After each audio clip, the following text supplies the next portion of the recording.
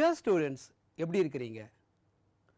Competitive எக்ஸாமுக்கு ஒரு முக்கியமான டாபிக் அது நமக்கு பாருங்கள், ஃபிசிக்கல் அண்ட் கெமிக்கல் ஈக்லிபிரியத்தில் இருக்கக்கூடிய வினை குணகம், ரியாக்ஷன் கோஎஃபிஷியன்ட் Q. அதை பற்றி தான் நம்ம இன்றைக்கி பார்க்க போகிறோம்.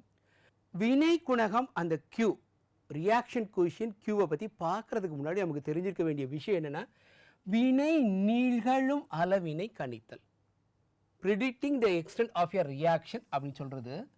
அதை சொல்கிறது எப்படி சொல்கிறோம், நம்ம கேசியோட வேல்யூவை வச்சு சொல்லுவோம். அது உங்களுக்கு தெரிஞ்ச விஷயந்தான்.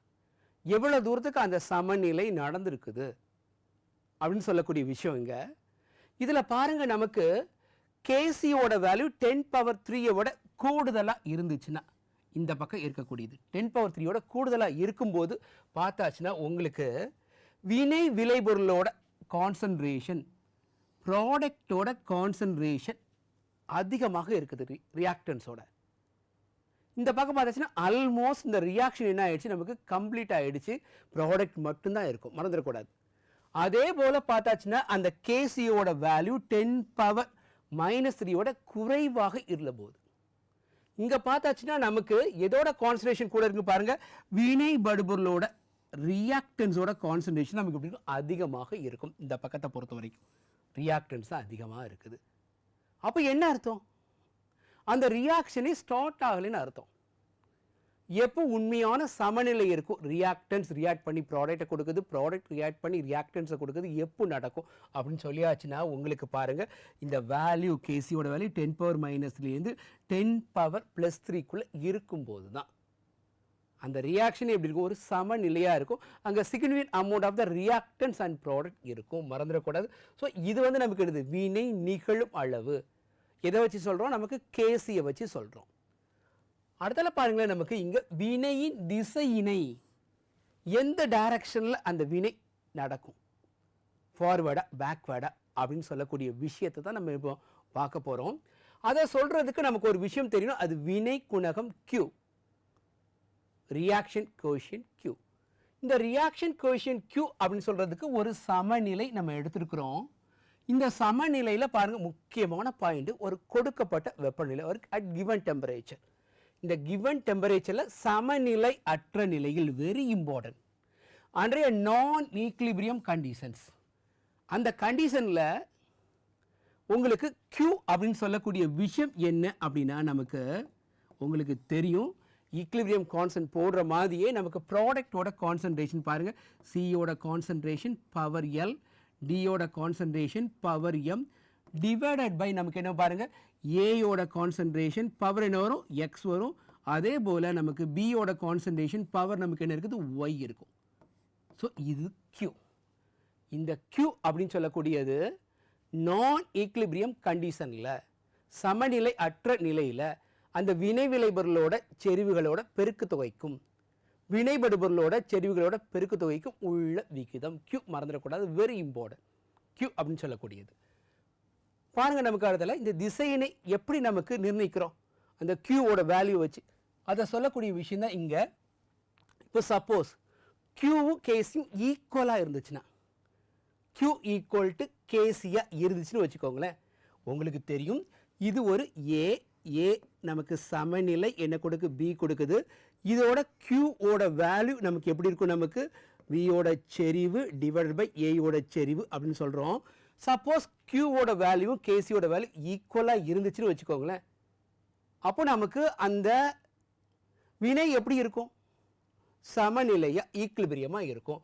மறந்துடக்கூடாது, எப்படி இருக்குது, சமநிலை ஈக்லிபிரியமாக இருக்குது. Q ஈக்குவல் டு கேசியாக இருந்துச்சுன்னா. சப்போஸ் நம்ம இங்கே பாருங்கள், நமக்கு Qவோட வேல்யூ நமக்கு குறைவாக இருக்குது, கேசியோட வேல்யூ எப்படி இருக்குது, அதிகமாக இருக்குது. நமக்கு Q அப்படின்னு சொல்லியாச்சுன்னா நமக்கு என்ன தெரியும், ப்ராடக்டோட கான்சன்ட்ரேஷன் டிவைடட் பை நமக்கு எடுத்து ரியாக்டரோட கான்சன்ட்ரேஷன். இந்த Q என்ன நினைக்கும் அப்படின்னா, இந்த வினை என்ன நினைக்குன்னா, அது ஈக்லிபிரியத்தை ரீச் பண்ணுறதுக்கு நினைக்கும். எப்போ ஈக்லிபிரியத்தை ரீச் பண்ண முடியும் பாருங்கள், Qவோட வேல்யூ குறைவாக இருக்குது. அப்போ நமக்கு மேலே இருக்கக்கூடிய அந்த ப்ராடக்டோட செறிவு அதிகமாக மாறுச்சுனா தான் அந்த Qவோட வேல்யூ என்ன கேக்கு ஈக்குவலாக மாற முடியும் அந்த திசையில். ஸோ அப்போ நமக்கு என்ன, முன்னோக்கு திசையில் நமக்கு அந்த வினை நடக்கும். மறந்துடக்கூடாது. எப்போ கியூவோட வேல்யூ மறந்துடக்கூடாது, கியூவோட வேல்யூ நமக்கு எப்படி இது லெஸ்ஸர் தென் கேசியா இருந்துச்சு அப்படின்னு சொல்லியாச்சுன்னா நமக்கு முன்னோக்கிய திசை ஃபார்வர்ட் டைரக்ஷனில் நடக்குது. இந்த ஃபார்வர்ட் டைரக்ஷன் நடக்குதுன்னா வினைபடு பொருள் எதா மாறிட்டு இருக்கும் உங்களுக்கு தெரியும், அது வினை விளைபொருளாக மாறி இருக்கும். Reactant convert to the product. So நமக்கு பாருங்க, நமக்கு இந்த இதில் நமக்கு நடக்குது ஈக்குலிபிரியம் ரீச் பண்ணுறதுக்காக அந்த வினை நடக்குது, மறந்துடக்கூடாது. அதே சமயம் நல்லா பாருங்க, கியூவோட வேல்யூ கேசியை விட அதிகமாக இருந்துச்சுன்னா, கியூவோட வேல்யூ கேசியோட அதிகமாக இருந்துச்சு அப்படின்னு சொல்லியாச்சுன்னா நமக்கு கியூவோட வேல்யூ கேசியோட அதிகமாக இருந்துச்சுன்னா நம்ம சொல்லியிருக்கிறோம் கியூனா ப்ராடக்டோட கான்சன்ட்ரேஷன் டிவைடட் பை ரியாக்டோட கான்சன்ட்ரேஷன் அட் பர்டிகுலர் டெம்பரேச்சர். இப்போ அது ஈக்குலிபிரியமாக மாறணும் அப்படின்னு சொல்லியாச்சுன்னா கியூவோட வேல்யூ குறையணும். குறையணும் என்ன ஆகும், இந்த ஏயோட செறிவு என்ன ஆகணும், அதிகமாகிட்டே இருக்கணும். ரியாக்டனோட செறிவு அதிகமாக இருக்கணும். அப்போ அந்த ரியாக்ஷன் என்ன ஆகணும், பேக்வர்ட் டைரக்ஷனில் நடக்கணும். கரெக்டா? என்ன டைரக்ஷனில், பின்னோக்கிய திசையில் நமக்கு அந்த வினை நடக்கும். மறந்துடக்கூடாது, எப்போ கியூவோட வேல்யூ கேசியோட அதிகமாக இருந்தால் நமக்கு பேக்வர்ட் டைரக்ஷனில் நடக்குது. அதே போல் நமக்கு என்ன இருக்கும், வினை விளை போல் என்ன ஆயிருது, வினைபடு பொருளாக மாறிட்டு இருக்குது. Very important. இந்த கான்செப்டை பேஸ் பண்ணி தான் நம்ம சொல்கிறோம். ஸோ ரியாக்ஷன் எப்படி ப்ரொடியூஸ் பண்ண பாருங்கள், நமக்கு என்ன ஆகுது, பேக்வர்ட் டைரக்ஷனில் நடக்குது. So Q equal to KC அப்படின்னா அது ஈக்குலிபிரியம். கியூவோட வேல்யூ நமக்கு கேசியை விட குறைவாக இருந்துச்சுன்னு சொன்னாச்சுன்னா அது ஃபார்வர்ட் ரியாக்ஷன். கியூவோட வேல்யூ கேசியை விட அதிகமாக இருந்தால் அது நமக்கு என்னது, பேக்வர்ட் ரியாக்ஷன். பாருங்கள், இப்போ நமக்கு ஒரு ஈக்குலிபிரியம் எடுத்துட்டேன். H2 + I2 gives 2H. இது நமக்கு ஈக்குலிபிரியம். இந்த ஈக்குலிபிரியம் பாருங்க, டெம்பரேச்சர் கொடுத்துருக்குறோம் 717 கெல்வினில், கேசியோட வேல்யூ 48 அப்படின்னு கொடுத்துருக்குறாங்க. இதில் நமக்கு ஒரு குறிப்பிட்ட நிலையில் அட் பர்டிகுலர் இன்ஸ்டன்ட் அதில் H2ஓட கான்சன்ட்ரேஷன் அதே போல் I2ஓட கான்சன்ட்ரேஷன் HIயோட கான்சன்ட்ரேஷன் கொடுத்துட்டாங்க. கொடுத்துட்டு அந்த பர்டிகுலர் இன்ஸ்டன்ட்டில் அந்த குறிப்பிட்ட நிலையில் அந்த வினை இருக்கும்போது உங்களுக்கு முன்னோக்கு வினை நடக்குமா அல்லது பின்னோக்கு வினை நடக்குமா எப்படி கண்டுபிடிக்கிறது? இங்கே பாருங்கள், உங்களுக்கு Q ஈக்குவல் டு தெரியும். எப்படி போடுவீங்க, ஈக்குலிபிரியம் கான்ஸ்டன்ட் எழுத மாதிரி எழுதுவோம். ஹைட்ரஜன் அயோடைடோட செறிவு பவர் என்ன போடுவோம், 2 டிவைடட் பை ஹைட்ரஜனோட செறிவு இன்ட்டு நமக்கு என்னது அயோடினோட செறிவு. எழுதியிருக்கிறது கரெக்டாக? இப்போ அதோட வேல்யூஸ் அந்த குறிப்பிட்ட நிலையில் கொடுத்துருக்காங்க பாருங்கள். ஹைட்ரஜன் அயோடைடுக்கு என்ன கொடுத்தா 0.6. ஸோ நான் என்ன பண்ணுறேன் பாருங்கள், 0.6 இன்ட்டு 0.6 பவர் வந்ததுனால ஹைட்ரஜன் கொஸ்டினில் இருக்குதா 0.2, அயோடின் அதுவும் 0.2. நல்லா பாருங்கள் நமக்கு. ஸோ இது வந்து 3 டைம்ஸ், இதுவும் நமக்கு என்னது 3 டைம்ஸ். ஸோ உங்களுக்கு 9. Qவோட வேல்யூ 9, பட் கேசியோட வேல்யூ நமக்கு என்னது 48.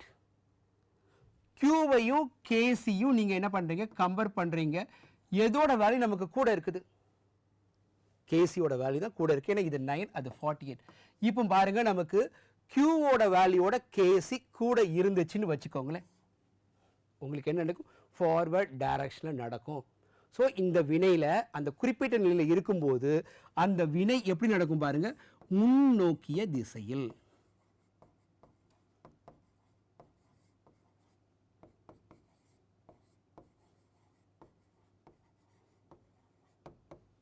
ஃபார்வர்ட் ரியாக்ஷன் மறந்துடக்கூடாது. இப்படி நம்ம கண்டுபிடிப்பாங்க. நெக்ஸ்ட் ஒரு ஈக்குலிபிரியம் எடுத்துருக்கிறோம் பாருங்க, பாஸ்பரஸ் பெண்டாக்ளோரைட். அது நமக்கு என்ன ஆகுது, நமக்கு BCl3Cl2 மாறக்கூடிய அந்த ஈக்குலிபிரியம். அந்த ஈக்குலிபிரியத்தில் ஒரு குறிப்பிட்ட வெப்பநிலையில் உங்களுக்கு கேபியோட வேல்யூ 0.5 அப்படின்னு கொடுத்துட்டாங்க பர்டிகுலர் டெம்பரேச்சரில். இப்போ நமக்கு அங்கே 3 வாயுக்களையும் ஒரு கலனில் ஒரு க்ளோஸ்டு கண்டெய்னரில் ஒரு போட்டுக்கிறோம். போட்டுட்டு பார்த்தாச்சுன்னா அதில் நமக்கு இருக்கக்கூடிய ஒவ்வொரு வாயுவோட பகுதி அழுத்தம் 1 அட்மாஸ்பியர். ஓகே, அதோட இனிஷியல் ப்ரெஷர் வந்து இன்னும் நமக்கு 1 அட்மாஸ்பியர் பார்ஷியல் ப்ரெஷர் கொடுத்துட்டாங்க.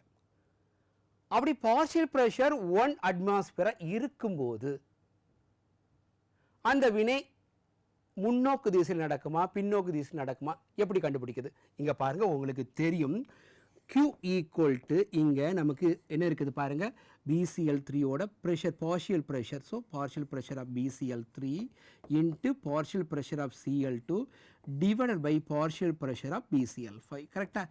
எல்லாமே இனிஷியல் எவ்வளோன்னு சொல்லிட்டாங்க? 1 சொல்லிட்டாங்க. ஸோ நம்ம பாருங்கள் 1 இன்ட்டு 1 இன்ட்டு 1. ஸோ டோட்டலாக அதோட வேல்யூ 1. இப்போ Qவோட வேல்யூ நமக்கு என்னது 1 அப்படின்னு இருக்குது, கண்டுபிடிச்சிட்டோம். ஆனால் கேபியோட வேல்யூ 0.5. இந்த Qவையும் நமக்கு கேபியும் நீங்கள் கம்பேர் பண்ணிங்கன்னு வச்சுக்கோங்களேன், எது கூட இருக்குது? Q தான் கூட இருக்குது.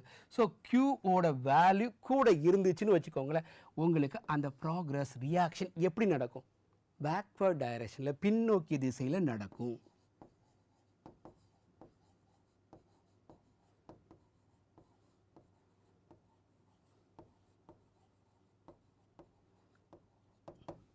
ஸோ நமக்கு அதிகபட்சமாக என்ன கிடைக்கும்? BCl5 கிடைக்கும்.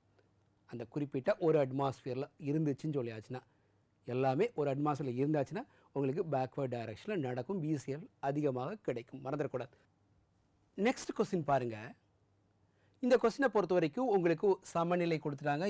N2 3H2 2NH3. மேற்கண்ட வினையில் வினை குணகம் Q அப்படின்னு கொடுத்துட்டாங்க. Q அதோட இது நமக்கு தெரியும் ஃபார்முலா. எப்பவுமே நமக்கு என்னது, ப்ராடக்டோட கான்சன்ட்ரேஷன் மேலே வரும், ரியாக்டனோட கான்சன்ட்ரேஷன் கீழே வரும். அதுவும் கூட கொஸ்டினில் கொடுத்தாச்சு. வினை பின்னோக்கி நடக்கும் பொழுது நமக்கு தெரிய வேண்டிய விஷயம் ஒன்றே ஒரு விஷயம்தான். என்ன அப்படின்னு சொல்லியாச்சுன்னா, உங்களுக்கு Qவோட வேல்யூ கேசியோட வேல்யூ ஈக்குவலாக இருந்ததுன்னா அங்கே சமநிலை நடக்கும். கரெக்டாக? Qவோட வேல்யூ கேசியை விட குறைவாக இருந்துச்சுன்னா, Qவோட வேல்யூ கேசியோட குறைவாக இருந்தால் வினைபடுபொருள் வினைவிளைபொருளாக மாறும். உங்களுக்கு ஃபார்வர்ட் டைரக்ஷன் நடக்கும், ஃபார்வர்ட் ரியாக்ஷன் நடக்கும்.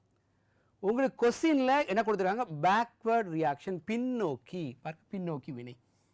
ஓகே, பேக்வேர்டு அப்படின்னு கொடுத்துட்டாங்க. அப்படி பின்னோக்கி நடக்கணும்னா என்ன இருக்குன்னு பாருங்கள். இந்த Qவோட வேல்யூ கேசியோட வேல்யூ கம்பேர் பண்ணும்போது Qவோட வேல்யூ எப்படி இருக்கணும்? கூடுதலாக இருக்கணும். இந்த கொடுத்துருக்கக்கூடிய 4 ஆப்ஷனில் Qவோட வேல்யூ கிரேட்டர் தென் கேசி அப்படின்னு இருக்கக்கூடிய ஆப்ஷன் என்னது? அதுதான் கரெக்டு. ஸோ நீங்கள் நல்லா பார்த்தாச்சுன்னா உங்களுக்கு தேர்ட் ஒன்னில் பாருங்கள், கரெக்டான பதில் இருக்குது. ஓகே, நெக்ஸ்ட் பாருங்கள். இங்கே என்ன கொடுத்துருக்காங்க பாருங்கள், கூற்று QC வினை குணகம் கிரேட்டர் தென் கேசி, சமநிலை மாறிலி இவ்வினையானது வினைபடு பொருளின் திசையில் நகரும் அப்படின்னு கொடுத்தாச்சு. இப்போ நமக்கு தெரிஞ்சிருக்க வேண்டிய விஷயம் என்ன அப்படின்னா, இதுதான் நமக்கு Qவோட வேல்யூ நல்லா பார்க்கணும். Qவோட வேல்யூ கேசியோட பார்க்குறோம். பார்க்கும்போது நமக்கு Kவோட வேல்யூ கூட இருக்குது. அப்படி கூட இருந்தால் பாருங்கள், இதான் ரியாக்டன்ஸ் எதாக மாறும்? ப்ராடக்டாக மாறும். ரியாக்டிவ் எதாக மாறுது? ப்ராடக்டாக மாறுது. ஸோ உங்களுக்கு பார்த்தாச்சுன்னா தெரியும், Q அப்படி இருக்கும்போது முன்னோக்கிய திசையில் ஃபார்வர்ட் ரியாக்ஷன் நடக்கும். ரியாக்டன் ப்ராடக்டாக மாறக்கூடியது நடக்கும். ஆனால் இங்கே என்ன கொடுத்துருக்காங்க? வினைபடு பொருள் திசையில் நடக்கும், பின்னோக்கு திசைன்னு கொடுத்துருக்காங்க. அப்போ நமக்கு கூற்று கொடுத்துருக்கக்கூடிய தவறு. ஸோ கூற்று தவறு. காரணம் பாருங்கள், கூற்றே தவறாக போயிடுச்சு. காரணம் பாருங்கள், வினை குணகம் என்பது வினையின் எந்த நிலையிலும் சமநிலை மாறிலி போன்றே கணக்கிடப்படுகிறது. அப்படி இல்லை. எப்போ நமக்கு Qவோட மதிப்பு கேசியாக இருந்தால் தான் நமக்கு என்ன ஆகும்? அந்த Qவோட வேல்யூ கேசிக்கு சமம், சமநிலை மாறிலிக்கு சமமாக இருக்கும், ஈக்குலிபிரியமாக இருக்கும்போது மட்டும்தான். ஸோ இந்த காரணமும் தப்பு. ஸோ இந்த கொஸ்டினை பொறுத்த வரைக்கும் நமக்கு கூட்டும் தவறு, காரணமும் தவறு, ரெண்டுமே தவறு.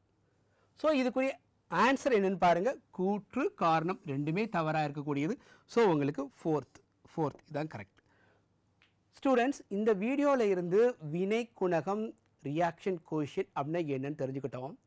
குறிப்பாக அந்த வினை நிகழும் திசை ஃபார்வர்ட் டைரக்ஷன் நடக்குமா அல்லது பேக்வர்ட் டைரக்ஷன் நடக்குமா, Qவோட வேல்யூவை Kவோட வேல்யூவோட கம்பேர் பண்ணிட்டு Q ஈக்குவல் டு Kன சமநிலை அப்படின்னு சொன்னோம். Qவோட வேல்யூ Kவோட வேல்யூவோட அதிகமாக இருந்தால் அது பின்னோக்கு வினை, பேக்வர்ட் ரியாக்ஷன், பேக்வர்ட் டைரக்ஷன் நடக்கும் அப்படி சொன்னோம். Qவோட வேல்யூ Kயோட வேல்யூ குறைவாக இருந்தால் முன்னோக்கு வினை, ஃபார்வர்ட் ரியாக்ஷன் நடக்கும் அப்படிங்கிறத நம்ம தெரிஞ்சுக்கிட்டோம். இந்த வீடியோ உங்களுக்கு ரொம்ப யூஸ்ஃபுல்லாக இருக்கும்னு நினைக்கிறேன். Thank you students.